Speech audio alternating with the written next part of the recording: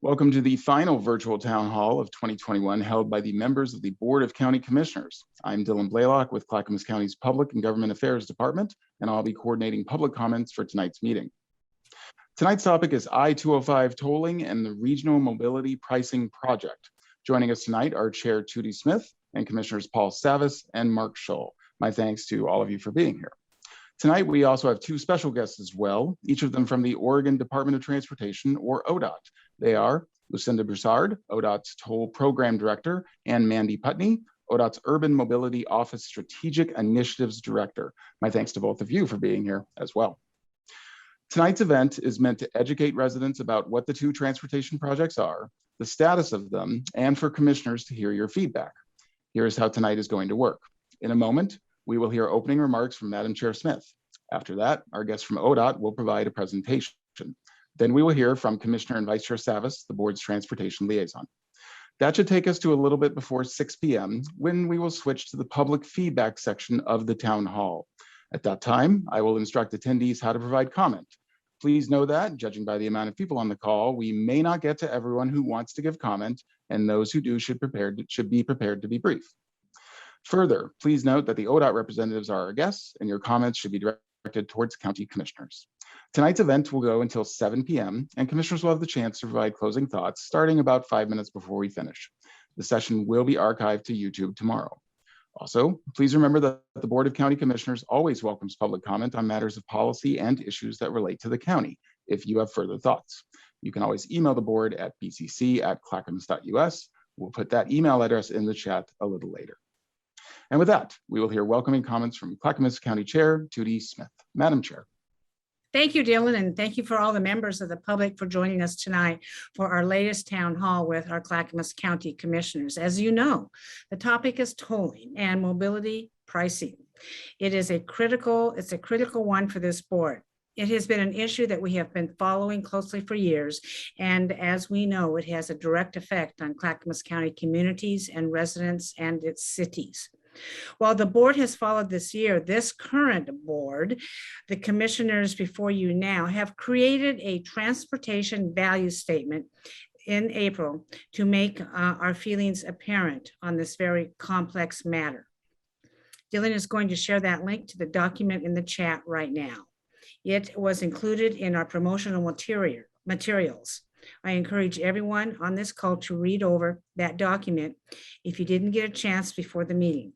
The document outlines the board's feelings on funding solutions for projects and improvements for the interstate system.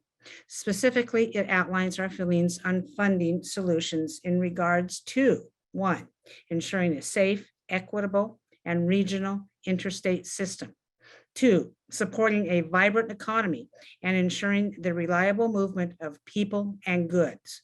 3, prioritizing disaster resiliency and climate action. And 4, support healthy and active communities. I would like to point out a key portion of the document that can be found at the very bottom, and it is bolded, but I will read it now, and I quote, "This document is not an endorsement or acceptance of any proposal to implement tolling or congestion pricing on I-205, as we believe it will have a disproportionate and a detrimental effect on Clackamas County residents, businesses, and visitors," close quote. Let me also reiterate other messaging that went out about this event. The Board of County Commissioners is not proposing tolling. Tolls on interstate highways can only be enacted by the state of Oregon, and they enacted this particular tolling package. Today's event is meant to educate residents about what these projects are, the status of them, and for commissioners to hear your feedback. I'd like to thank the ODOT representatives, Ms. Putney and Ms. Broussard, for being here with us tonight. That is very helpful. When we open the lines up to the public comments, we're expecting a lot of interests. Two quick notes. First, please be directing your comments to the members of the Board of County Commissioners, not to our ODOT representatives. They are here as our guests, and members of this board will ask questions to them if we choose based on your comments. Second, please know that comments must be brief. We've decided to go for 1 minute because there's a potential of 300 people who might sign up for this. Please email us if you don't get a chance at bcc@clackamas.us. Dylan will put that email link up periodically if you don't feel like you've been heard, and the Board of County Commissioners will definitely read your emails. We know this will not be the last town hall on transportation and tolling. We're going to hold a similar event early next year. Thank you for joining us, and Dylan, I'll pass it back to you. Thank you, Madam Chair. The values document link has been put in the chat, put it in there a minute ago. And for our attendees, please do know that one of our topic questions later will be about this document, so we encourage you to look it over if you haven't already. I'll now hand things over to our ODOT representatives, Lucinda Broussard and Mandy Putney. Please go right ahead. Would you like me to start sharing the presentation? Please, thank you. Okay. Good evening. Again, my name is Lucinda Broussard. I'm the Toll Program Director for ODOT. I have with me tonight Mandy Putney, who will share in this presentation. If you could go to the next slide, I'd appreciate it. Oh my gosh. There we go. Thank you so much. So just as the chair mentioned, Chair Smith just mentioned, there are some value statements that Clackamas County came out with.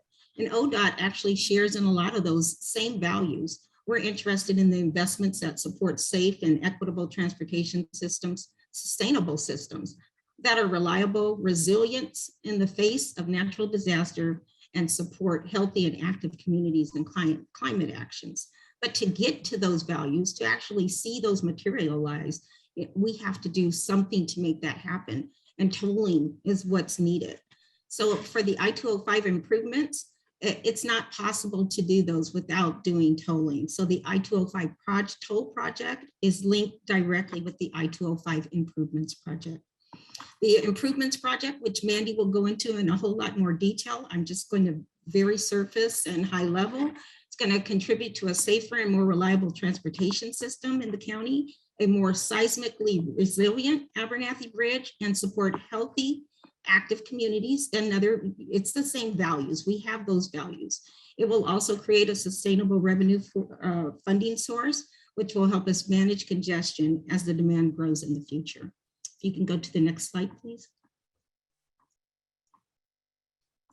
You know, we all face the same challenge. We live here, we understand that there's congestion. I understand that there's congestion in the community. I also understand that there's congestion that's not going to go away. It just gets worse. Tolling is actually one of those solutions to help with congestion. We're talking about congestion pricing, which would be higher during peak, lower during off-peak. And actually it's to help smooth out the traffic. So that way you don't see the diversion, as much diversion in your communities as you do right now. We're saying, you know, if you look at the estimates, we have some estimates up there. 52 hours is what it's annually now. And it's predicted to be 69 hours. That's 69 hours of yours and my time spent in congestion and not with our families or doing the things that we need to do. But that isn't all there is. I mean, the congestion does cause the diversion. People get out of traffic to go onto a road that they believe is less congested, which is usually through the communities, which become then gridlocked too. So if you think of, we're going to spend far more time in congestion, that means there's going to be gridlock everywhere. So it does have an adverse effect, even in the communities, more than we even see today. Next slide, please. Gas tax, we know we always talk about there's other funding sources. Are there other funding sources? There was just a big funding bill passed that will not pay for the I-205 improvements. There are many different funding sources that we've gone after, none that have materialized. Tolling is the way to get the projects done. And it's the way to get the Abernathy Bridge and the I-205 improvements done. We're also saying, you know what, it takes a lot of money just to maintain. And that's all we're trying to do right now is maintain. And as you can see, we have a shortfall. Our shortfall is $510 million annually. Next slide, please. Oh, we're trying to do something different. As you can see, we're trying to show all the projects. They're not all roadway and highway. We also have other improvements that we're doing, so we're doing things differently. You can't keep doing the same old thing expecting something different. So we are actually taking a strategic approach, and we're doing generational investments. So we're just not trying to fix something for today. We're trying to fix something for the future. And we want to run a transportation system that has the best interest over the next 40 years, not the next 2 years or 5 years or just a patch. So these are the projects that we have that we are investing in. And as you can see, there are bicycle and ped improvements all the way down, as we talked about the seismic improvements needed for the Abernathy Bridge. We also talked about congestion management. That's part of this project too. So if you see that there's a dark blue line. It's the regional mobility pricing project, goes from the interstate bridge all the way down to the Boone Bridge, I-205 where it meets the I-5 all the way up to the Glen Jackson Bridge. And again, congestion management, the ideal that higher during peak versus off peak for the toll price. And that somebody will make, it only takes a few people to make a choice, a different choice, to catch a bus, to share a ride, to do an Uber. Anything different actually helps with the traffic and the congestion, and that will help all the way around. Next slide, please. The regional mobility pricing project Lucinda just mentioned is shown here in teal, and it does extend the full length of 205 and I-5 from the North Columbia Boulevard interchange in the north down to the Boone Bridge in the south. By late 2025, people throughout the region will be paying into the system and benefiting from reliable travel. The I-205 toll project is the first step towards a regional comprehensive approach to using tolling to sustainably fund investments and manage congestion. Tolling in the dark blue section at the southern end of the map is planned to begin in late 2024. Variable rate tolls collected in this location will manage congestion and will provide a direct benefit to drivers by helping to build the missing third lane and also a modern Abernathy Bridge. Next slide, please. There is a significant safety and congestion bottleneck currently on I-205 that will continue to grow as the economy rebounds and more people move to the region. This is the area in the 205 corridor that narrows to 2 lanes in each direction and has interchanges directly adjacent north and south to the Abernathy Bridge. The I-205 improvements project focuses on the 7-mile stretch of I-205 between Stafford Road and Oregon 213, and will improve this area by adding the missing third lane in both directions, north and south, by improving the interchanges adjacent to the Abernathy Bridge, and creating an earthquake-ready corridor that will have replaced or repaired bridges meeting today's modern earthquake standards. Next slide, please. This project has been discussed for a long time, and I'm thrilled to report that construction is finally starting. The first phase of construction will start in late spring, early summer of next year. This phase focuses on the Abernathy Bridge, and we will end up with an earthquake-ready Abernathy Bridge crossing the Willamette River. We'll replace the current I-205 northbound on-ramp from Oregon 43 with a roundabout. We'll realign the on and off ramps at Oregon 99E and build improvements for people who walk and bike on Oregon 43, Clackamas Drive, and Oregon 99E.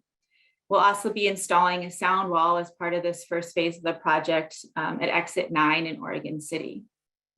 Next slide, please. The new Abernathy Bridge will be the first earthquake-ready crossing of the Willamette River on a state facility.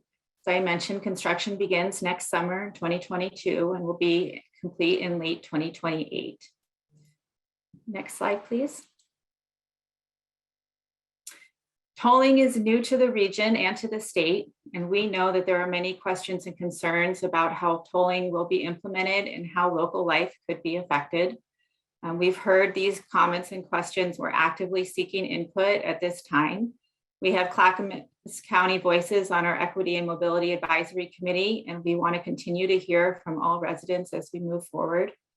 We're currently studying how tolling might benefit or impact a variety of factors, including diversion, noise, air quality, as well as access to cultural, religious, and important community locations.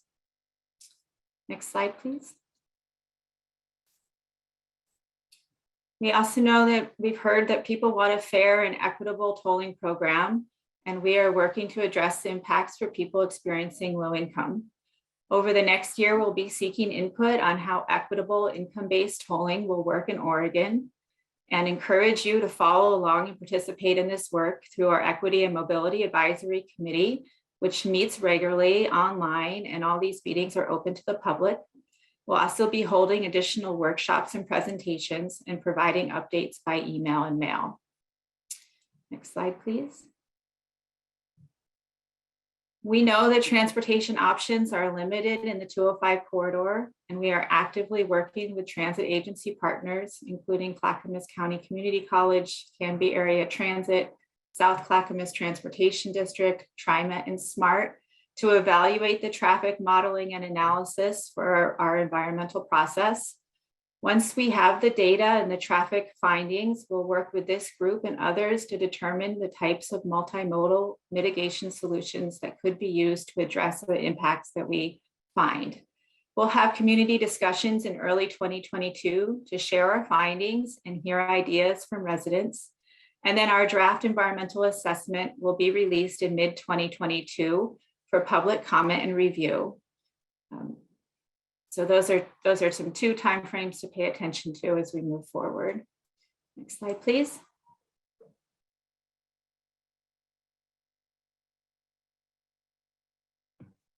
You know, we keep talking about tolling. It's new for Oregon, not new across the country, not new across the world.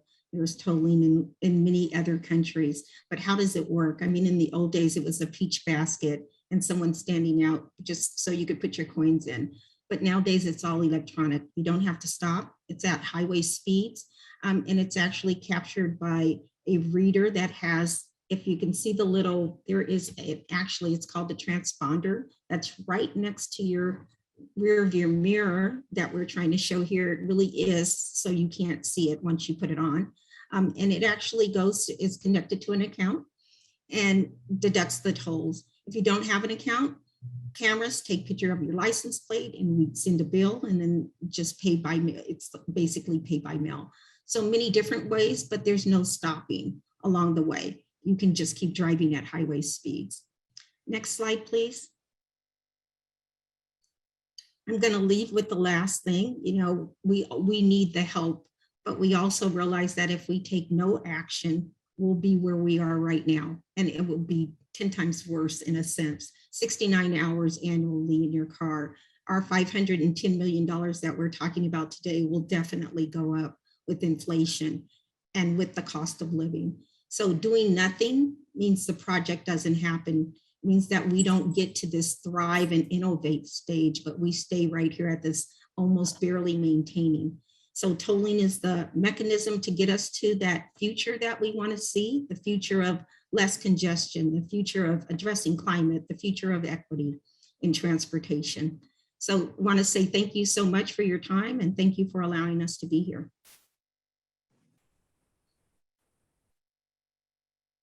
All right, thank you. And now we will hear from Commissioner and Vice Chair Paul Savas, the Board of County Commissioners Transportation Liaison. Commissioner Savas. Great. Well, thank you, everyone. Thank you for joining us today in this conversation. I just want to give a little bit of background. The 205 project originally was built in 1980. In 2010, just 30 years later, it was not meeting the increased traffic demands due to economic and population growth. Adding one lane each direction will solve the current bottleneck, but we do not know how long that will last before we outgrow that extra lane each way. Because of the bottleneck, traffic backs up under rush hour traffic, causing motorists to seek other routes, commonly known as diversion. You'll hear that word a lot. This diversion has led to both injuries and fatalities on local roads. What is troubling about tolling I-205 is the tolling costs will lead to more diversion beyond rush hour and frankly incentivize motorists to divert 24 hours a day versus the 4 or 5 hours per day of rush hour traffic. This, in our opinion, could well defeat the purpose and our reasoning for supporting the bottleneck project, though we still support the project. But one of our main reasons was to avoid and stop and cease this dangerous diversion. And we're concerned that being at 24/7, the tolling, it will lead to more safety issues than we currently have today. This section of 205 has little to no transit or pedestrian alternatives. In fact, most every road in the vicinity of this section of 205 local roads is not up to current roadway standards, lacks sidewalks, a fog line, a safe area to pull off, a number of adequate facilities. We were led to believe initially that we could receive funding to address our transit issues along the 7-mile stretch, but we have since learned that that may not be actually constitutionally allowed. Consequently, local residents who rely upon the interstate to cross the Willamette River, simply to cross the river or to go grocery shopping or to go to the doctor's office, will be forced to pay a toll. And that's the result of really a lack of transportation dollars historically in the region to be spent on our local road system.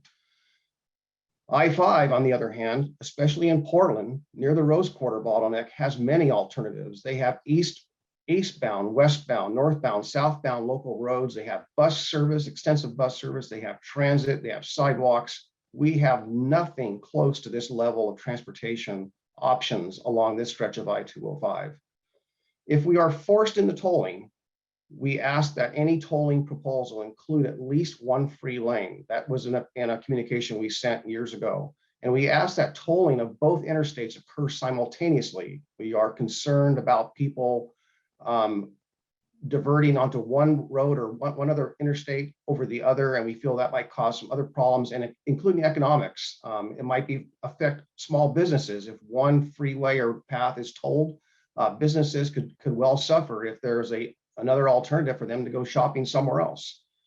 We have not had any assurance that those concerns would be addressed, and it appears that this project, as you heard tonight, will start first.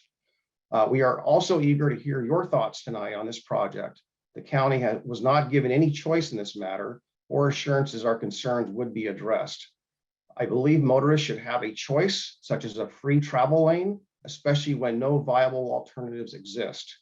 We have no authority on this issue, despite those of you who perhaps assumed the commissioners could vote on this. We cannot vote, but we are here to inform you and to listen to your concerns.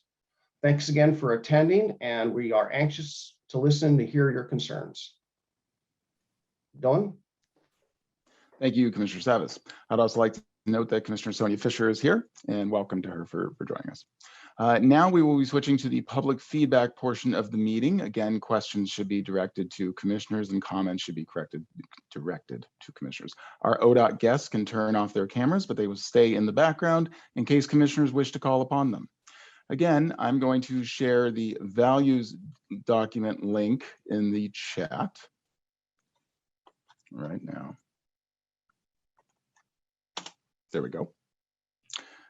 And let me go ahead and read over. Here are the topic questions for tonight. Let me share my screen.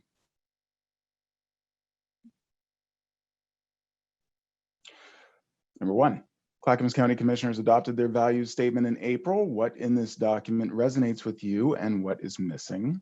Number 2, regarding possible tolling on I-205 between Stafford Road and OR 213, what are general concerns to your family or community? What are the benefits?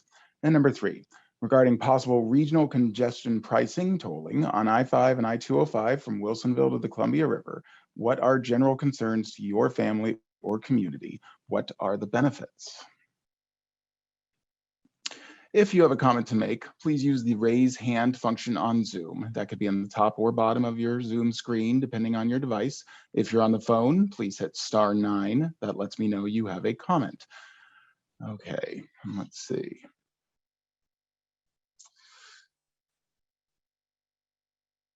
Madam Chair, looks like we have 21 hands up so far.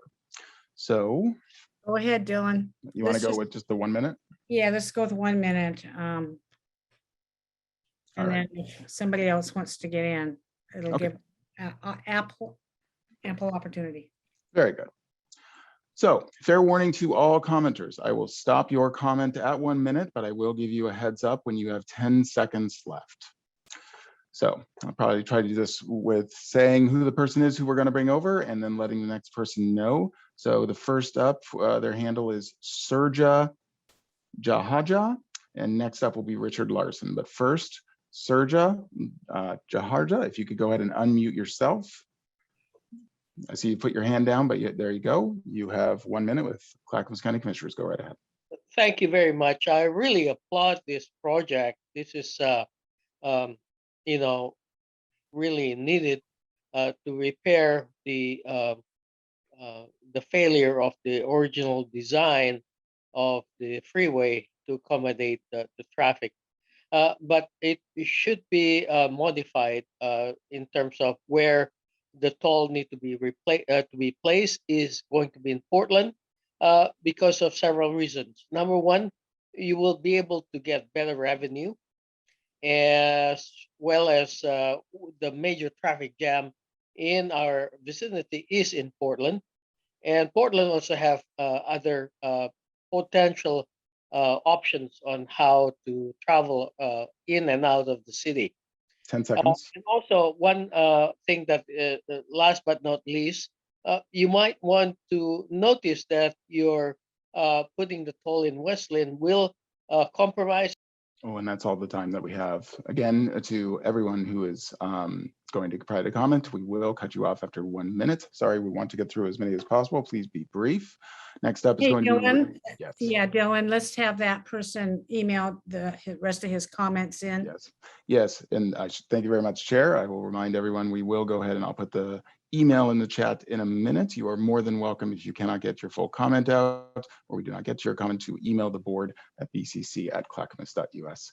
Next, we're going to hear from Richard Larson. After that will be Tracy Marks. Richard, if you could go ahead and identify yourself, and you have 1 minute. I'm Richard Larson. I'm in West Lynn, about 1 mile from the Abernathy Bridge. I have 4 points to make. One, regional disaster recovery is a regional cost. It should not be disproportionately placed upon the local citizens. Number two, the city of West Lynn will incur about a $1.2 million cost for replacing the water line under this bridge. So we're already in for about a $1.2 million cost. Number three, ODOT has pulled back on tolling in the Rose Quarter area, but they're continuing with the tolling on I-205. And finally, number four, ODOT will be receiving $1.2 billion from the federal stimulus money. 10 seconds. And that should be used to fund this project. Thank you. Dylan, I'm going to ask the ODOT representatives if they can comment if indeed tolling has been pulled back in the Rose Quarter area. Good afternoon, Sharon, and thank you for that question. Actually, no, Rose Quarter is part of the RMPP, the Regional Mobility Pricing Project that we showed that goes from the Interstate Bridge all the way down to the Boone Bridge and then the rest of the I-205. So there is still tolling plan there, and that would start Q4 of 2025. And since you've made that statement, Q4 of 2025, when do you anticipate tolling on I-205 to start? Q4 2024. So we're talking 1 year ahead of time. Correct. 1 year between the two. Yeah, and I think maybe that's might well be some folks' objections, but go ahead. Thank you for that, Lucinda. Dylan, please continue. Very good. Thank you very much, Chair. Next up, we're going to have Tracy Marks. After that is going to be Dr. Rachel Neff. So Tracy, if you can unmute yourself and go right ahead, identify yourself, and you'll have 1 minute. Thank you. Hi, thank you for doing this tonight. I really appreciate it. I live in West Lynn off of Highway 43 in a neighborhood that already is very difficult during not just peak times, but many times to get out of. I cannot imagine what it will be like because many people will be diverted off of 205. And I want to know what they're going to do to ensure that I can get out of my neighborhood.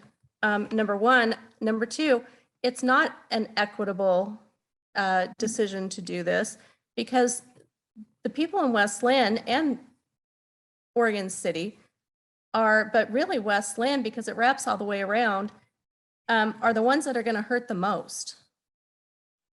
And number 3, why 10 does seconds. it have this much power without a vote to charge us money?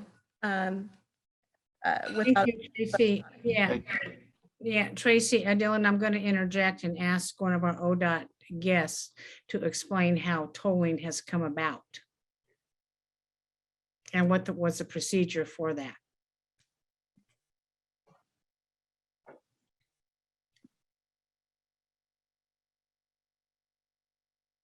Can go ahead and maybe Lucinda will chime in if she wants to. Do you want to start, Lucinda?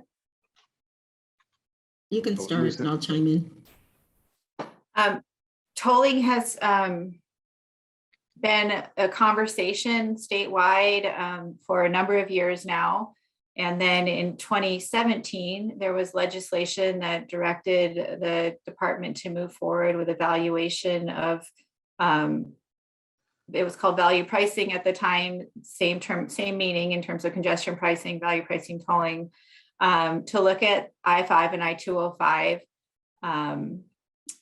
And along with the other suite of tools that were funded in House Bill 2017, to add tolling to the toolbox to really figure out a way to manage the congestion and mobility problems in the Portland region.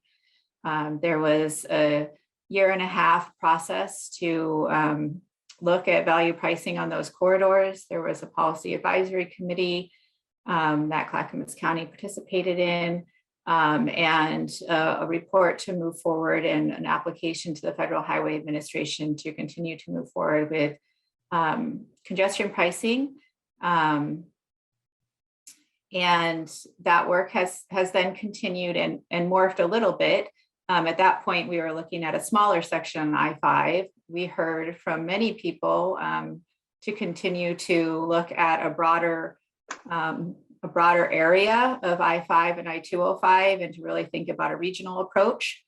And so that has been the root of expanding that. And then more this past legislative session, House Bill 3055 provided financing options to move forward with the development of the regional mobility pricing program.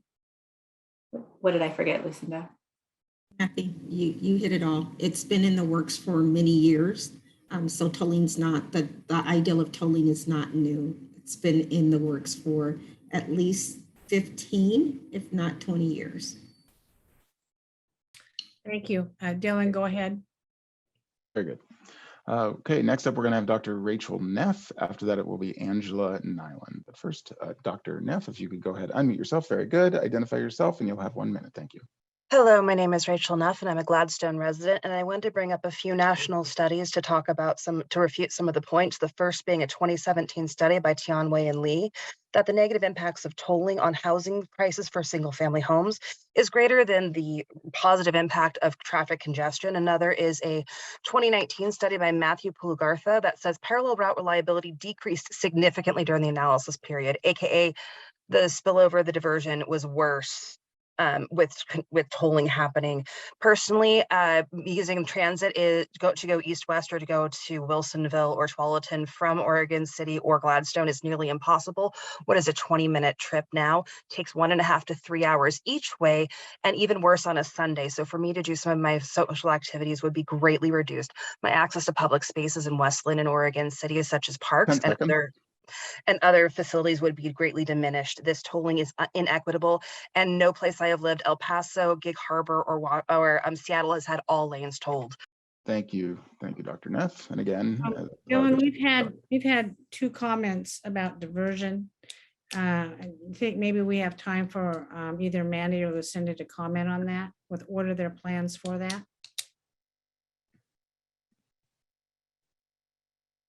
For the 205 improvements project, we are doing a lot of work to understand diversion. As we know, there is significant diversion happening now. And we will do significant amount of modeling. So we start with the regional traffic model, and then we go to more detail. We've worked with local jurisdictions to identify 50 specific intersections.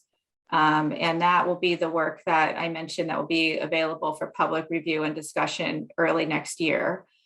So we'll have intersection level analysis to understand what happens with the tolled 205 improvements project. And we do, every area is different and unique. But when we see similar projects around the region, we do know that there are trips that are currently diverted that would rather be on I-205, especially if they were guaranteed a safer and more reliable trip. We would expect that there will be some locations that would improve when we're looking at a no build scenario to a future tolled scenario, and some situations where there might be impacts. So that's the work ahead of us now, is to really understand how travel behavior and patterns might change with tolling. Thank you for that.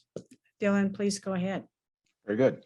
Next up is going to be Angela Nyland, and then after that will be Charles Jones. Ms. Nyland, if you can unmute yourself. Very good. You have 1 minute. Please identify yourself. Go right ahead. Angela Nyland. Good evening. I have a real problem with tolling. I can see we will go back to how we drove back in 1981, how we got around. Do we need to go down to the Canby Ferry to get to the other side? Because of course, I'm on the Oregon City side. Do we need to go drive down to Canby? I will miss West Lynn unless, well, I see the Abernathy Bridge is going to be under construction. So that's taking away one diversion route, but it'll just go back to 24-hour diversion. And who would we be giving for those who needed a discounted rate? You'd need to prove income, right? Who would we be giving our personal information to? And how would that be secure and how would that be decided? I'm not participating. I will miss West 10 Lynn seconds. tremendously. I'll miss my doctor. I'll miss the small shops. I will enjoy shopping more in Canby, but I'm not going to do it. All right, thank you very much for that, Ms. Nyland. Next up is going to be Charles Jones. After that will be Les Poole. Mr. Jones, if you go ahead and unmute yourself. Very good. And identify yourself. You have 1 minute with commissioners. Thanks for the opportunity. Charles Jones, Happy Valley. I heard a lot about regional approaches and getting ahead of diversion. I think you're already behind the curve. My alternate commute into Portland would be Foster Road, which went down from 4 lanes to 2. So in terms of working with municipalities on alternate routes, you guys are a little late to the party. Second point of frustration, I'd say, is Ms. Broussard said multiple times, the only funding mechanism, the only way to get this done is tolling. It seems like, we're awash in money with record kicker, new federal highway funds, $1.2 billion.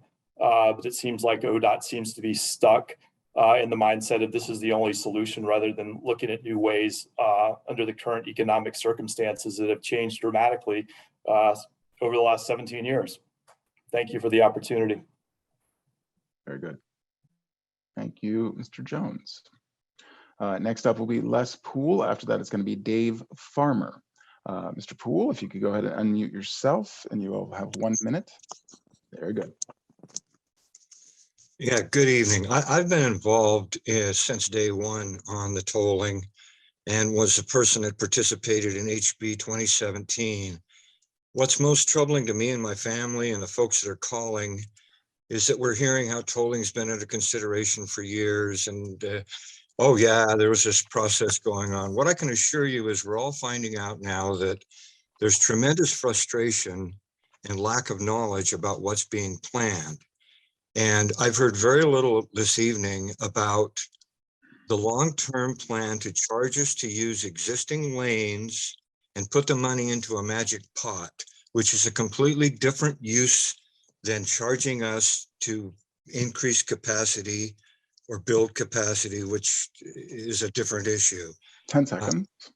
I don't even can you begin to challenge some of the assumptions I'm hearing, and I will be emailing in. Let's all get a vote on this, folks. Thank you. All right. Thank you. Next up is going to be Dave Farmer. After that, it will be David Marks. Mr. Farmer, if you could go ahead and unmute yourself. Very good. You have 1 minute. If you could identify yourself, and you'll have 1 minute with commissioners. Thank you.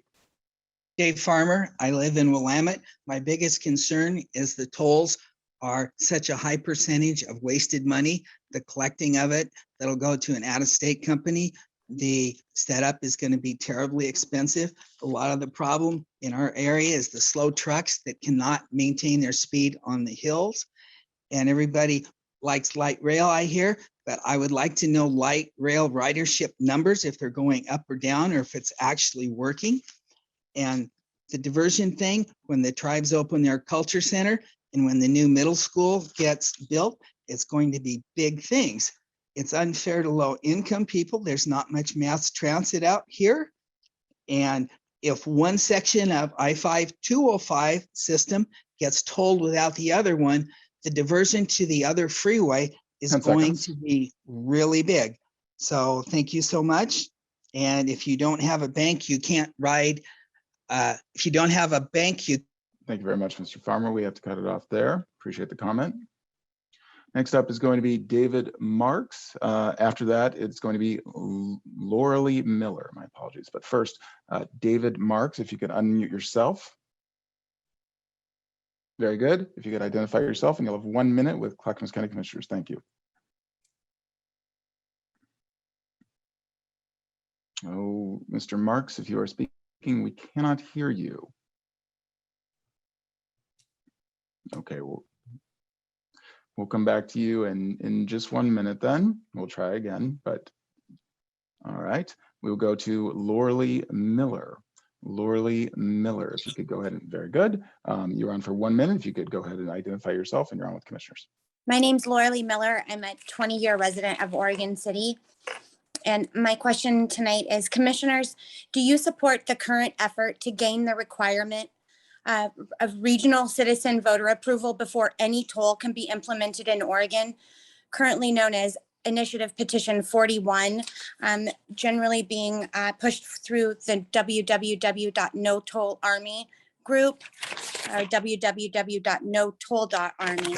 Secondly, I want to say that this toll plan will likely decimate my property values, and I hope that you guys are paying attention to what it's going to do to our community, being the only exit in this area that has a toll in it, at least for a year, and that will depreciate my property value, in my opinion.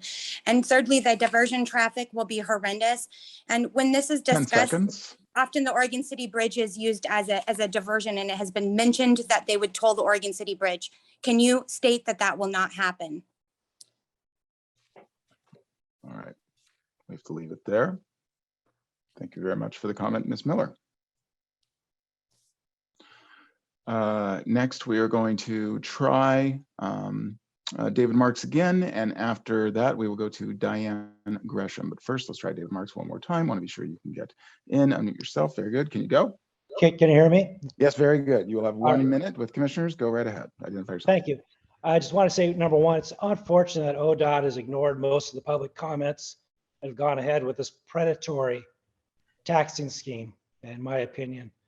I do have a question, if they could answer it after I'm done. House Bill 2017 includes activity tax, increased registration fees, increased gas tax, in addition to the $1.2 billion federal stimulus. There's also matching additional funds. There's lots of revenue sources besides this. Why those are not being used, but it's very concerning. Also, why not just toll one of the additional lanes like most cities and states do, instead of tolling all the lanes? Build a new lane, toll it. I think people will be very happy with that. Number four, last thing. 10 seconds. Version is going to be terrible for Highway 43. This is going to be really unacceptable. You're going to have terrible gridlock. All right. Thank you, Mr. Dylan, Marks. Yes. Dylan, I would like either Mandy or Lucinda to comment on how many lanes ODOT plans to toll, because that is a big issue with commissioners as well. Oh, I got it, Mandy. So we are planning to toll all lanes in both directions. So that would be all 3 lanes. And from what I understand, if that happens, Commissioner Savas, you have your hand up. Paul, you're on mute. Paul, you're on mute. Thank you. I just want to state that point's been brought up, and I want to just clarify, Lucinda, just to say I'm right or wrong, or acknowledge the comments that have been made. It's my understanding that this tolling mobility project tolling of all the lanes will be the only area in the United States, the only metro area in the United States where all lanes are tolled. Is that correct? That is correct. Yeah, I'm just uncomfortable with being the experiment. Thank you. Thank you, Commissioner Savas. I think you must have been reading my mind on that particular comment, and that is something that we are in high objection to. Dylan, go ahead. Next up, we're going to have Diane Gresham and followed by Elvis Clark to get ready. But first, Diane Gresham, you can go ahead and unmute yourself. Very good. If you could identify yourself, you have 1 minute with Clackamas County Commissioners. Thank you, Dylan. And I'm Diane Gresham. I'm a 22-year resident of West Lynn. I want to thank Commissioner Paul Savas for providing the background here in terms of our concerns. I've been following this very closely for the past year. I've been providing feedback in all forums that have been available. I'm very concerned. I've not seen any information come from this group here that is representing ODOT tonight or in any documentation in terms of how this will make diverting traffic less than what it already is today. We've expressed concern regarding Highway 43, Willamette Falls Drive, Stafford Road, and other areas. We've heard several residents already this evening expressing their concerns around that. I have not seen anything. 10 seconds. Secondly, thank you. My point is, why unfairly burden West Lynn over the cost? Because as it is known, we have major areas that we cannot access without the freeway. And we will leave it there. Thank you very much for your Hey, comment. Dylan. Yeah, I'm going to interject something here. There's been several comments brought up about diversion. I'm going to ask one question first and the second. Is there a document that ODOT can provide that discusses diversion in this system? And secondly, what are your plans for diversion? For the 205 tolling project, we're doing that analysis now. So stay tuned. If you're not currently getting email updates about the project, you can sign up for them at oregontolling.org. We will be sharing all of our information as soon as we have it. And that will be this early next year, early 2022. We'll be having community conversations and have information available online. And Dylan, could you post that email address or somebody? Thank you, Mandy, for answering that question. Dylan, you're up. Yes. You on the website, right, Chair? OregonTolling.org. Yes. Okay, very good. I will put that in the chat in a moment. Next up, we are going to have Elvis Clark, followed by Charlie Dudley. I'm sorry, 1 second. I'm sorry, Mr. Clark. I've got an error that says you are using an older version of Zoom, and I cannot bring you over. My apologies, but you are not a stranger to the commissioners. You can let your voice be heard other ways. My apologies on that. Next up will be Charlie Dudley, followed by Robert Rivitch. So Charlie Dudley, if you could go ahead and unmute yourself. Very good. You have 1 minute with Clackamas County Commissioners. Thank you. Commissioners, hello. So I'm a local attorney who uses the freeways in and out of Clackamas County extensively. I've lived in Oregon City, Molalla. I now live in Donald. And so this, I would feel this, of course, but I'm most concerned about the people it's going to impact the most, which is low-income individuals. This is a punitive tax. A toll is a punitive tax. It's a regressive tax, regardless of how anybody wants to frame this. And we should not be doing that. The other thing I just want to mention is I want to call your attention to the case law that's happening all over the country. There are states throughout the country that have tolls, and most of them are tied up in litigation. Right now, if you go to Orange County, the Transit Corridor Authority is involved in an extensive lawsuit. And during the discovery process has found that their own research for putting in the toll roads illustrated that these tolls actually could be obviated and not needed, and other funding sources as well as remediation measures can handle traffic congestion. Finally, I just want to say to everyone, ODOT's authority for tolling should be taken away at the legislative level, and we should all contact our representatives to remove that authority. And we will leave it there. Thank you very much for your comment. Next up, we are going to go to Robert Rivitch. Sorry if that's incorrect. And then after that, it will be David Somm. But first, Robert Rivitch, if you can go ahead and unmute yourself. Very good. Identify yourself. You're on for 1 minute. Thank you. This is Bob Rivitch, and I'm from Oregon City. I'd like to just make a comment that the number one responsibility of any elected official is to represent the people. This is an example of elected officials doing exactly the opposite. I challenge the county to put this improvement project on the ballot. Let the citizens participate in the democratic process. Don't disenfranchise us. Seattle is not a good role model. If any of you have driven in Seattle, its tolling is expensive and it's ineffective. And here in Portland, we already have empty seats on TriMet buses and light rail. They just don't connect the way that people are used to traveling. And so any further development in this area is going to be expensive, and it's going to tax the wrong people, and it's going to provide solutions 10 seconds. to problems that it's not going to work. So I just ask that you put this on the ballot. Robert, I want to thank you for the comments. County commissioners are prohibited, I believe, by law for putting this on the ballot. If our attorney is in here or anybody else knows differently, please correct me. I do believe there is a statewide citizens initiative, Oregon Tolls. What is that? I wrote it down here. We had somebody mention that. No Toll Army are circulating petitions, and then maybe another one to gather signatures to put it on the ballot so people can vote. County commissioners are unable to do what you have asked us to do according to law, but thank you for that. Dylan, you're up. Very good. Next up will be David Somm, followed by Nancy Booth. Mr. Somm, I'm sorry if I'm saying that incorrectly, but you are on. If you could unmute yourself. Very good. Identify, and you can have 1 minute with Clackamas County Commissioners. Thank you. Yeah, I'm David Somm. I live in Oregon City, and I have a couple of concerns. If the tolling starts where I've seen the maps say it starts, then we'll be shuttling an awful lot of cars down McLaughlin and up Arlington to catch I-5 going north so we can shop at the mall or whatever. And I hate to live on Arlington. The other question is, what, if any, vehicles will be exempted from tolling? Mandy or Lucinda, do we have any exemptions on this for certain vehicles?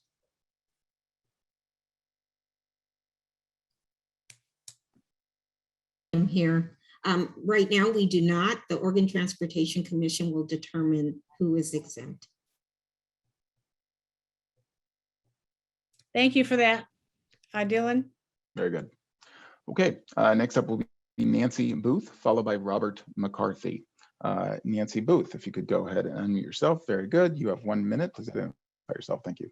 Hello, my name is Nancy Booth. I'm a resident of West Linn. I'm currently in an area of Southwest Linn impacted by diversion. I think it's very clear that if you put tolls on I-205, there will be more diversion through these streets. Through Willamette Falls Drive is already impacted, Salamo, Blankenship, many roads in the area. I'm very concerned that they are taking an approach that impacts one particular community so heavily and really disregarding it. I feel very disregarded in this respect, and I'm particularly concerned at the comments by ODOT representatives when they said, yes, we know that you basically know that diversion will happen, that will impact these neighborhoods, and yet you're looking into what you might be able to do about it. There is no 10 seconds in place to mitigate the impact on the local communities. And I am very troubled that you're just proceeding with a plan where you know it's going to have serious. And that's, we have to leave it right there. But thank you very much for your comment, Ms. Booth. Next up is going to be Robert McCarthy. And after that, it will be Dennis Curtis. Robert McCarthy, if you could unmute yourself. Very good. You have 1 minute. Please identify yourself. Thank you. Good evening. Two points I'd like to make. One is that ODOT made a presentation by two of these individuals 3 months ago to the presidents of West Linn Neighborhood Association. And in that they made the point that diversion would not increase with I-205 tolling. we challenge them. Second, I want to know if commissioners, you will collectively demand, to the extent you are able, that ODOT mitigate the diversion into city streets of Westland, Oregon City, and Gladstone. And secondly, that you will demand that ODOT mitigate the inequities of tolling on the residents of these three cities. I want to know if you will speak with one voice, both for yourselves and through our representatives. Thank you. Thank you for those questions, Robert McCarthy. I'm going to open this up right now since we have time to any of our commissioners who care to answer that, or we can answer it at the end. We have been working diligently with ODOT and pleading with them to work on this issue. Yesterday, I had a Zoom meeting with Bob Van Brockland. He is the chair of the Oregon Transportation Commission. It is a 5-member board of which he is chair. He is 1 vote. And I pleaded my case to him over and over. Please offer mitigation for diversion. Please don't toll all the lanes. Please don't toll only I-205. And they will be deciding it. It's an awful powerful group. But we are working on that. We are doing a lot of work on the issue, not only through ODOT, but local committees as well. And thank you for that, Robert. And I see Commissioner Sapas, you have your hand up. Yeah, it definitely has been our goal and our history to try to speak with one voice on this matter. So I appreciate that. And we are very focused on this. I spend an inordinate amount of my time as a commissioner working on this because it is a transportation issue. I will say that, as I stated 4 years ago when this proposal was first put forward, that we are creating a problem that we do not need to create. And I made the statement that if there were free lanes, that the diversion would not exist, provided we had the adequate capacity and the bottleneck resolved. So we already know what diversion is doing today as a result of the traffic. And that's led to, again, fatalities and injuries. But to toll this 24/7 exacerbates that. And again, we're creating a problem we don't need to create. The administrative cost alone is so high, I'm not sure economically that all these households can truly afford that. And I'd rather see those dollars be spent in a more productive way to build some of our infrastructure to make our roads safer. Thank you. Thank you. Commissioner Fisher. Thank you, Chair Smith. I can't speak for all of our commission, but I really think that we do speak in one voice on this. We went through a process and developed a value statement earlier where we are speaking in one voice, and we live in this community. We understand, we don't have to do a study to say what diversion is going to look like and how this is inequitable for our residents. We live it, we know it, and we have to fight for what I consider equity. As Commissioner Savas has said so articulately, we do not have a grid system. We don't have other options. We don't have lots of ways over the river. We don't have the ability to not have this toll of all of the freeway affect us. That's not inequitable. So we have a lot of fighting to do. I can tell you, we're spicy on this commission, and we talk to our legislators and we talk to our other elected officials at the city level, and we will continue to fight. What we need is, and this, quite frankly, this town hall is great because it is engaging us with our constituents to help us with this communication. So thank you. Thank you, Commissioner Fisher, and commissioners for your comments. Go ahead, Dylan. Very good. Next up will be Dennis Curtis, followed by Dina Mendican. Mr. Curtis, if you can go ahead and unmute yourself. Very good. You're on for 1 minute. Thank you. Thank you. My name is Dennis Curtis. I'm the Senior General Manager at Clackamas Town Center. I will email in my comments because I won't get through them in a minute, but I would like to make 2 points. As a regional shopping mall, we draw a lot of customers from Willamette Valley and areas south of the metro area. A toll on 205 is going to put us at a competitive disadvantage to competing shopping centers like Washington Square and Bridgeport Village. It's going to make it really, frankly, a no-brainer for them to choose our competitors over us rather than pay a toll. Second, if this was truly a regional mobility project, pricing project, it would include the west side. As a east side business, we've seen ODOT pour millions of dollars into Highway 26 and the Sunset Corridor. Tonight, we learned about an auxiliary lane project on 10 seconds that isn't being earmarked for a tolling project.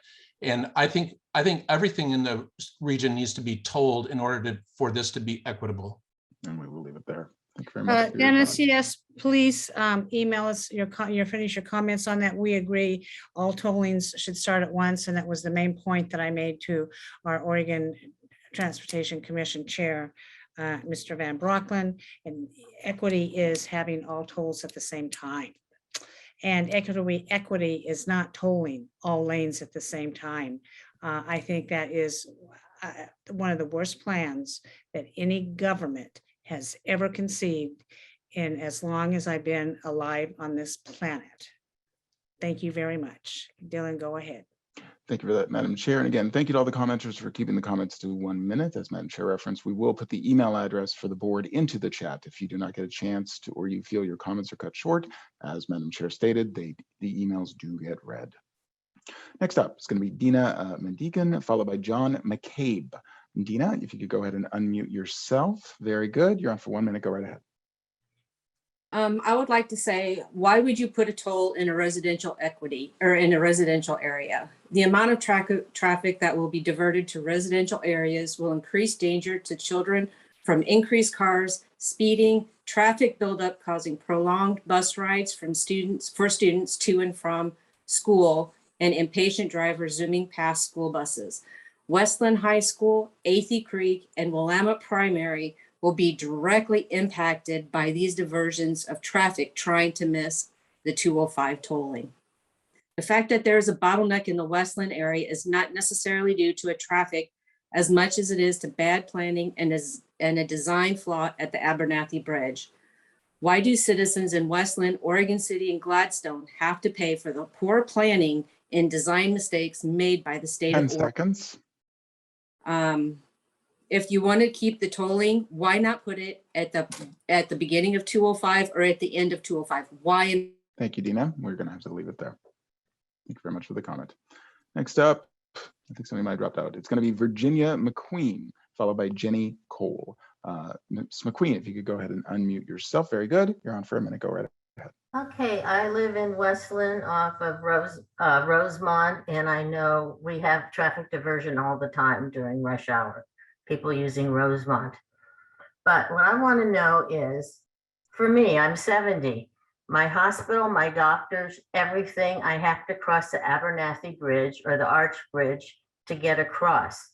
I enter at the north end of the bridge and I get off immediately at the south end.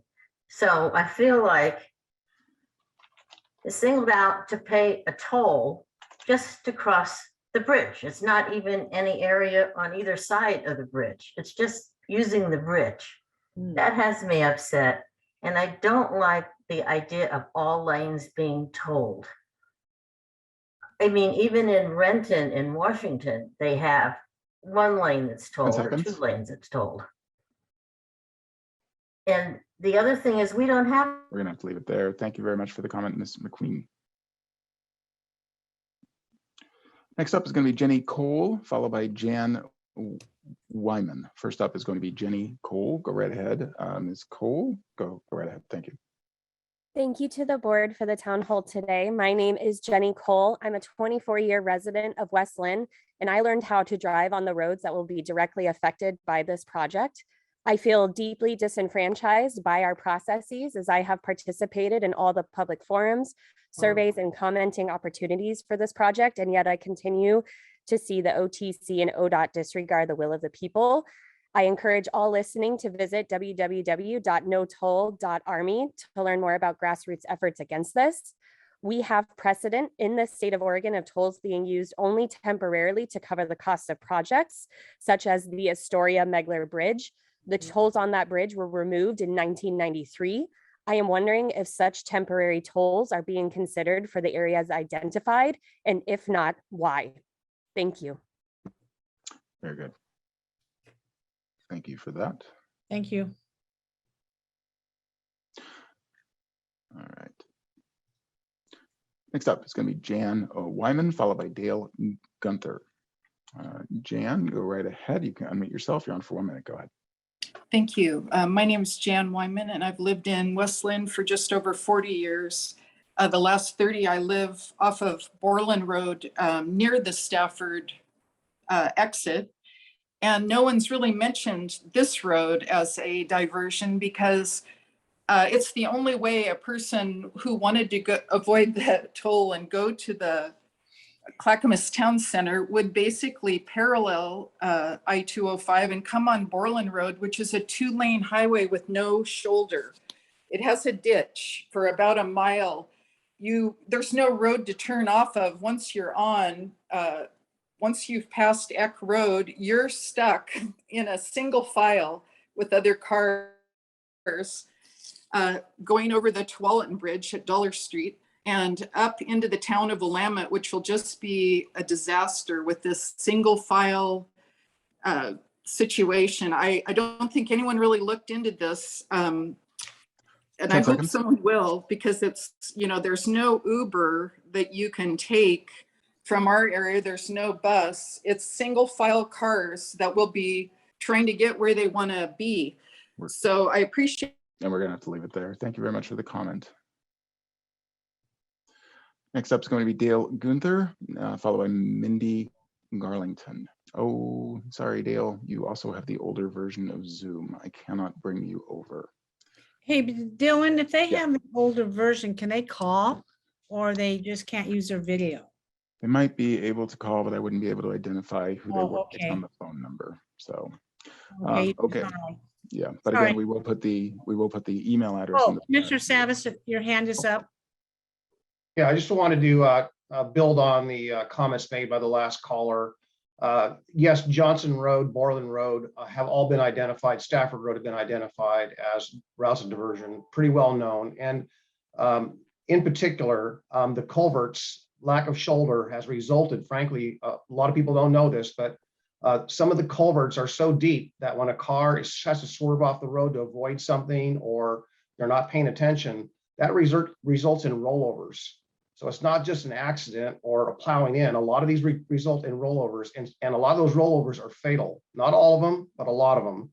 So it's a huge concern. We've been focused on that. I've been focused on that for 4 years and read through stacks of accident reports along those roads. So very familiar with it, and thank you for bringing that up. Thank you, Paul. Go ahead, Dylan. Very good. Mindy Garlington, and up next will be Kyle Linneman. Mindy, very good. Go ahead and go right ahead. You have 1 minute. Hi, Mindy Garlington here. I'm a 30-year Gladstone resident. I want to say this is not equal. It sounds like Portland's in the driver's seat yet again, and Clackamas County is getting put on the back seat. For those that live through the Oregon City Bridge upgrade, this is a nightmare waiting to happen.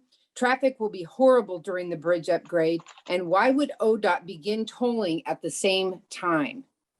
Thank you. Very good. Thank you very much for the comment, Ms. Garlington. Next up is going to be Kyle Linneman, followed by Nicole Blanchard. Kyle Linneman, if you could unmute yourself. Hi. Very good. Go right ahead. I'm Kyle Linneman. I live in Southgate, and I just wanted to comment on the tolling being on north-south roads only seems to be targeting Clark County, and we seem in the crosshairs, whereas 84, 26, and 217 are all not being tolled. And I think that's a bit of an inequity, and I wonder if that's because we don't have Nike or Intel or our Multnomah County. Okay, thank you very much for that comment. Next up is Nicole Blanchard, followed by Patty Hogue. But first up, Ms. Blanchard, if you could identify yourself and unmute yourself first. Very good, go right ahead. Hi, Nicole Blanchard, West Lynn.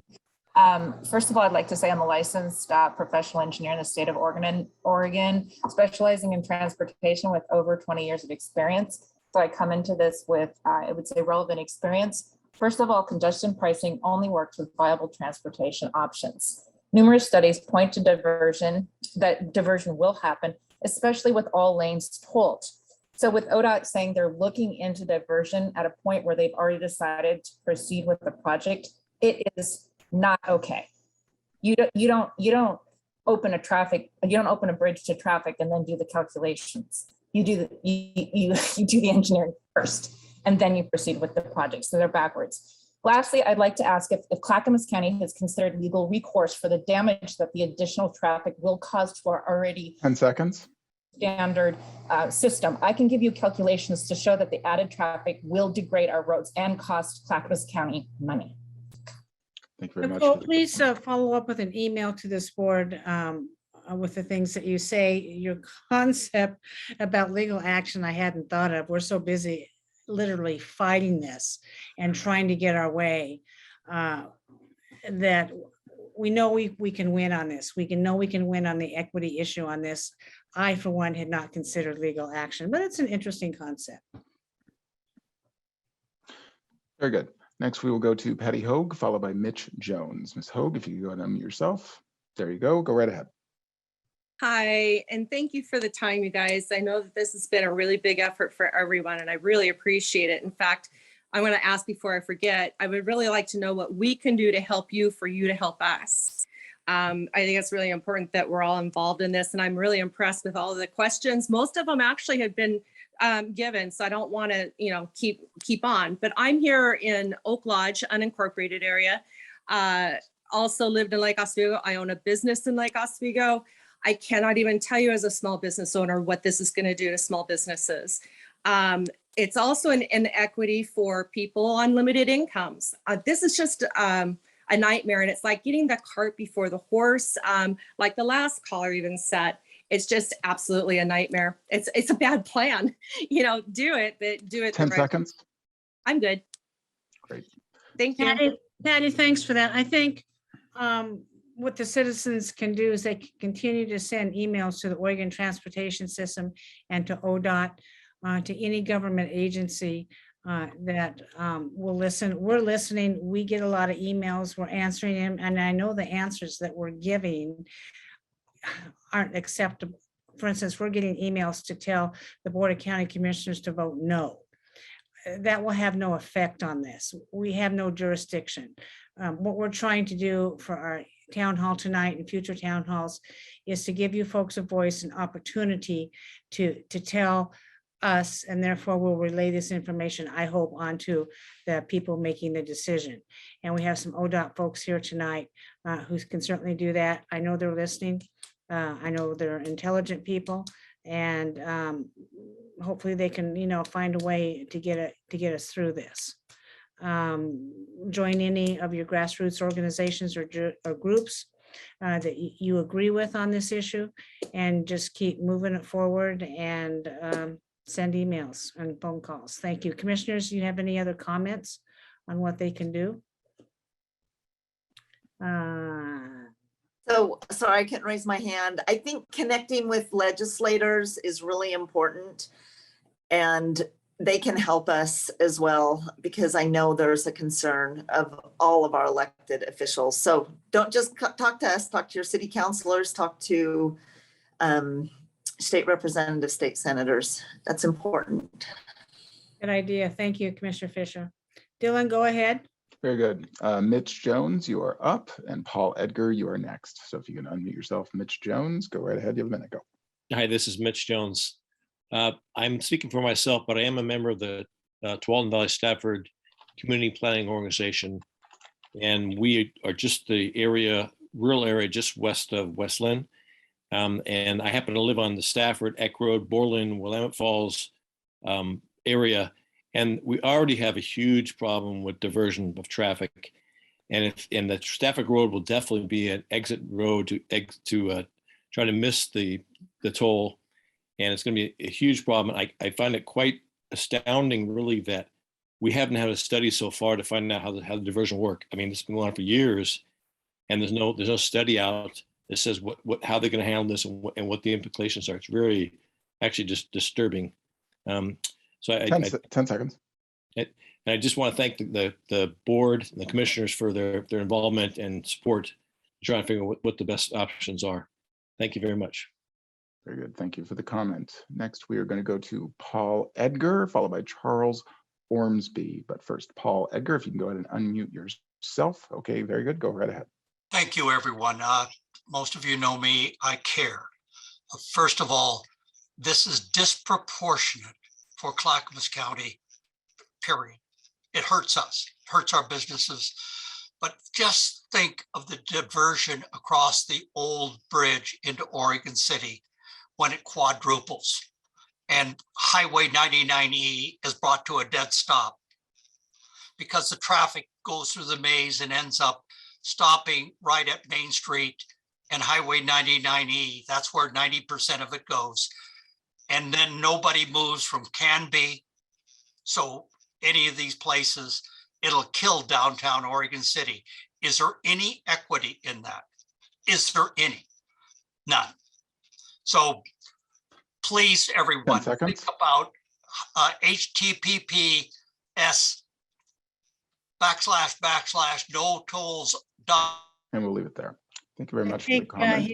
I think it was the No Tolls Army and he got cut off. Is that right? I believe so. Yeah, and that's been mentioned several times before. Yes. Very good. We will go to Charles Ormsby, followed by John McCabe, who I think may have been up in the queue before. Charles Ormsby, go right ahead. Yes, Charles Ormsby, formerly of Birds Hill, north of Lake Oswego, Highway 43 corridor. You got problems with mapping and you cannot understand it to even begin to formulate policy. I've been commenting on this for about 10 years at least. You need to associate intersections with plus codes. You also need to consider the damage to the two bridges of I-205 at Willamette to Abernathy Bridge and the one that crosses the Clackamas River. I'd suggest getting the dam inspection reports for Timothy Lake Dam, North Fork Reservoir Dam. I expect those facilities to be wiped out during a Cascade subduction zone shot rupture. And I hope this tolling concept dies because there's just too many physical constraints that are not being 10 seconds. Conceptualized. Good luck. I'll also go after the FHWA, start raising comments with them to poison the EIS if and when it ever. And we're going to leave it there. Thank you very much for the comment there. Let me see. I'm sorry, I don't know who that was. Was that Charles Ormsby or not? Yes, it was. Okay, very good. Sorry. Sometimes it's hard to keep track. All right, next up, we're going to go to, I believe the person was in the queue before, but did not get a chance to make the comment, Mr. John McCabe. Mr. McCabe, have you commented yet tonight? Go ahead and unmute yourself. No, I have not. Go right ahead. You have 1 minute. Thank you. A lot of it has been covered in many other states. They only have an express lane. That's the only thing they toll. And I don't know how much money they make on it. But if there's so much congestion, they can pay for their express lane. And that's the way this one should be too. But what is also missed on this by ODOT is how many more people are going to be traveling I-5 north and I-5 south to get around this. They're going to have so much more congestion on I-5 and they go, well, we'll start tolling those later on down the line.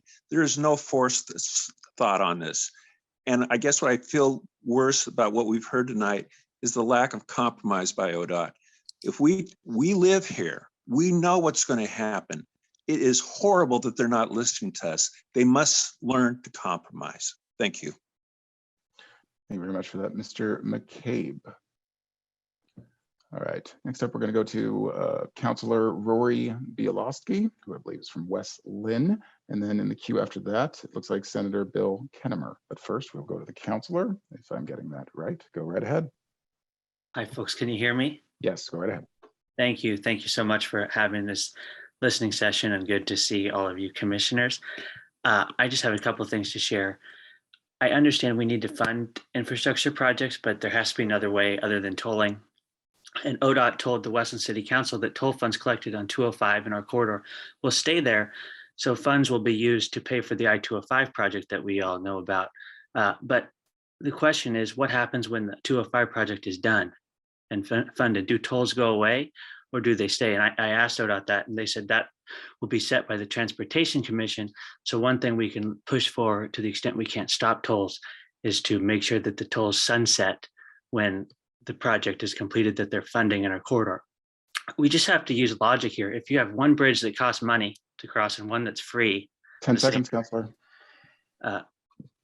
What'd you say? 10 seconds. Oh, 10. Well, I guess I can't get through my whole comment, but I'll email you all with the rest of my comment. And thank you for having us here tonight. Very good. Thank you, Counselor. Next, we're going to go to Senator Bill Kennemer. We might have time for one more after that. Senator Kennemer, if you can go ahead and unmute yourself. Very good. Go right ahead. Thank you very much. Bill Kennemer, the state senator representing good portions of Clackamas County. A lot of folks have been contacting me concerned about the unfair tolling and diversion impacts on our communities. So in the upcoming February legislative session, I'm introducing a bill to allow those of us within 15 miles of the impacting project to have a vote. Hopefully, we who are most impacted can have a voice on this project. And I think this is another example of Clackamas County serving as the stepchild for the region to be first hit with this. And a piece of information is that ODOT estimates traffic will be increased in diversion just on 99E about 40%. 10 seconds, 10 seconds, Senator. Thank you now. Okay, very good. Okay, it's almost time to wrap up. Chair, I think we have time for one more comment before I go to you. Dylan, how many more are in the queue to speak? There are several who have their hand up for a second time. I do not recognize two of the. Go ahead and get people who haven't spoken, please. Very good. All right, up is Scott Bevins. Mr. Bevins, if you could go ahead and, very good, go right ahead. Hi, this is Scott Bevins, 27-year resident of Oregon City. I want to thank the commission for having the meeting. This is a discriminatory tax, plain and simple. It is going to affect low-income people more than anybody else. And the congestion tolling, I don't quite understand that. If you're trying to gain funds, why toll when it's busy? Why not just toll everybody all of the time, reduce the cost? So that people going by there at midnight pay the cost as well, so that we can gain funds here. Second of all, why is there no value here? How do we know what the tolls are going to be? Why are they hiding that from us? Can ODOT tell us tonight, what are the fees going to be? That's all. Thank you. I think I'll ask that question to our ODOT panelists. Do you know how much the tolls are going to cost?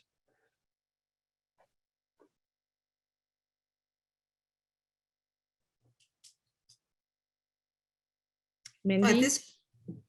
Lucinda, go ahead.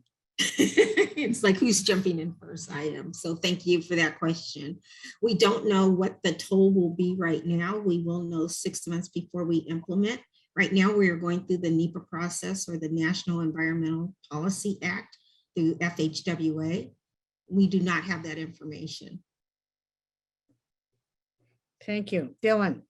Very good. Did you want me to go to the last one I recognized before you made the call, Chair? Yeah, is there one last person? Thank you. It is just one. There were more hands that went up once you said it. So, but we'll go to that last one, and then I think that'll be it. Mr. Bill Jarsh. I'm sorry about that. Bill, go right ahead. You have 1 minute. Thank you. That's fine. Hi, I've lived in Lake Oswego since 1994.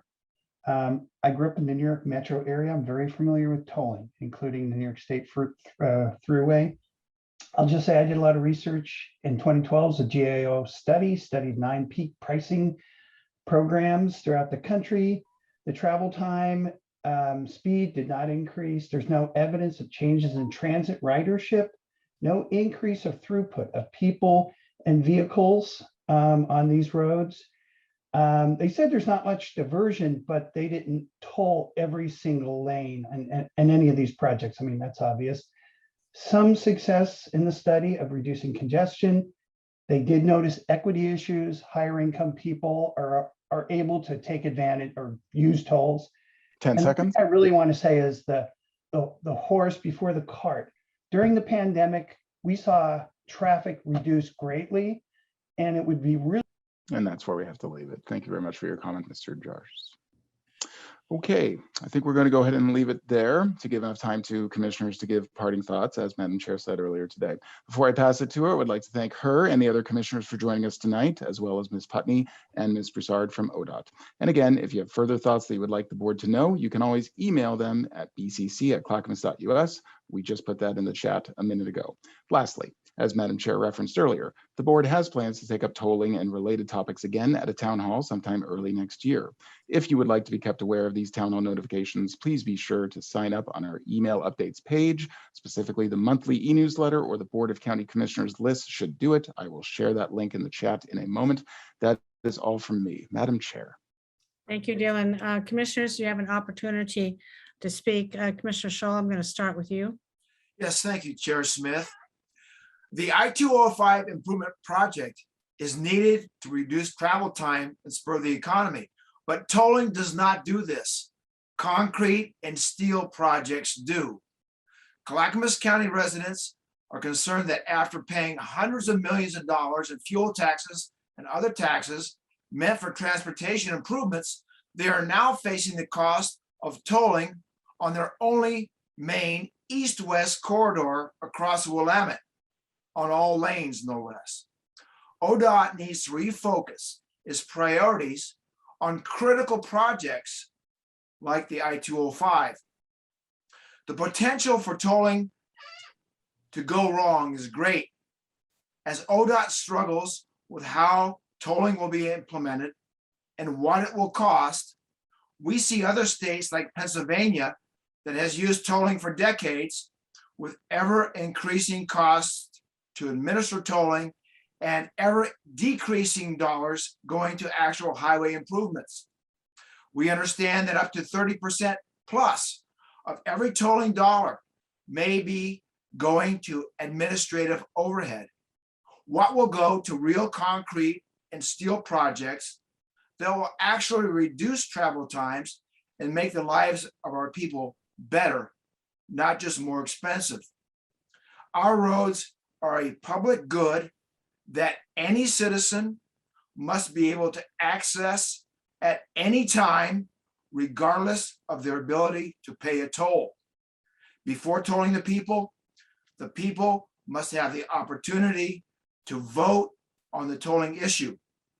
Clackamas County and its cities and businesses will suffer from tolling and the diversion caused by it. Please, everyone, speak out on this issue now. Thank you very much.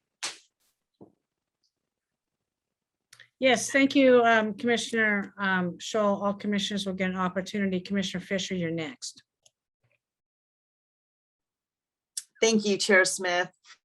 Wow, what a wonderful conversation. And I just have to really thank everyone for participating. Thank you for our guests from ODOT, Mandy and Lucinda.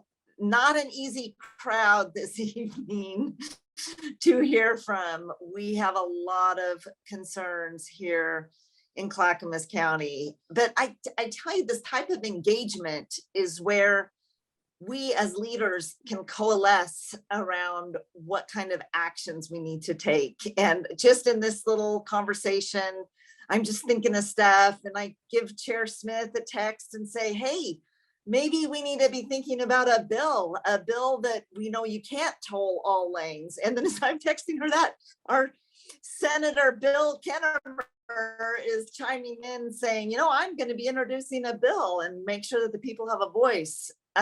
There's a lot of really good ideas about this, and, you know, things that I hadn't thought about. I'm sure, you know, all the commissioners could say, "Ooh, yeah, that was something that I hadn't considered." So please know, democracy is about engagement. It's about connecting with one another.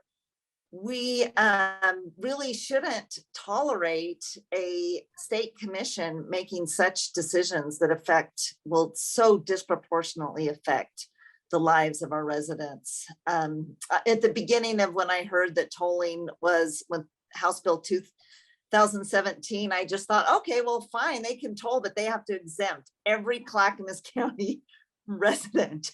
I think that could be my official position, but, you know, press, please don't quote that. I'm being a little bit tongue in cheek here. I just can't see how it can be equitable. Some real serious thinking needs to go on. Yes, we need sustainable funding into the future, but we can't do it this way. We've got to be more creative and more thoughtful. So let's make our voices heard. Thank you. Thanks. Thank you, Commissioner Schrader. Commissioner Savas, you have the floor. Great, thank you, Chair. I do want to just say that we have been making the argument, I have been making the argument at the table or the tables in this region about the disproportionate investment in our transportation system. If you drive around the Portland metro region, you can see where the transportation investments are obvious. And you can see here in Clackamas County where they're far less obvious. The amount of transit lines, the amount of transit service, the amount of improved roads with sidewalks, shoulders, we have been lacking for a long time. And this has grown and grown and grown in such a way that if you were to examine where the areas in the country or the highways or the metro regions, or even this region, where is the best place to toll, where there are alternatives, and where is the worst place to toll, I would argue that the I-205 corridor we're talking about is the least repaired and the worst portion of road in the metro region to be tolled because of the lack of alternatives, the lack of a grid structure, the lack of transit. It is unfair, and it has been unfair in the investments made in this region. The other element of this is that it's my understanding that the cost to administer the tolling will be in the hundreds of millions of dollars annually. Now let's think about where hundreds of millions of dollars could be put to good use and putting good paying jobs and building roads and infrastructure. That's where we ought to be focusing on. And thirdly, the other thing I've asked for is who and where is doing the economic analysis to examine the impacts to our businesses and the people they employ, all of us, and how that will impact all of us. I just am very concerned about the economic impacts, our ability as a region to compete when we are actually being disincentivized to go to work, to go to the doctor, to spend our money, and to travel in our places for the roads we already paid for. I just have had a problem. I have a problem with this. I encourage everyone to attend our next town hall. Thank you so much for your joining us this evening. It was great to hear all the ideas. Thank you. Thank you, commissioners. I would like to reassure the public that this Board of County Commissioners, all 5 of us, do speak with one voice on this issue. It hits us all very near and dear to our hearts, and it's frustrating for us as policymakers in our own right that our input was not taken on this. You know, we testified in the legislature, but we need to continue. We will continue to be your voice. We listened to you. We heard you all tonight. We will continue to read our emails as they come in. We will continue to be sending answers and doing everything we can to represent this issue. Many of us serve in different roles on this transportation issue. Some of us have direct meetings with MPAC and JPAC. Some of us work on other areas. I work on a different area. Commissioner Fisher, Savas, Schrader, and so we all are working on this in different aspects because thankfully we have 5 people to do that. But thank you all for your comments. I don't think I heard one caller or voice in support of a toll. I was keeping pretty good track of that. Very interesting outcome. Dylan, that's all I have to say. Thank you, everybody. Thank you, Lucinda and Mandy, for coming and listening. And you have a lot of good information that I would like you to take back to your superiors and offer very serious impact, because I believe that the No Tolls Army could launch a very serious and successful referendum or initiative to the people to vote. And that could have a negative outcome on tolling and future projects if it's not done correctly, or if you're not listening to the local people, the local leaders. So thank you very much for that. Dylan, that's about all I have to say. Very good. Thank you, Madam Chair, and thank you to everyone for attending. Have a good night.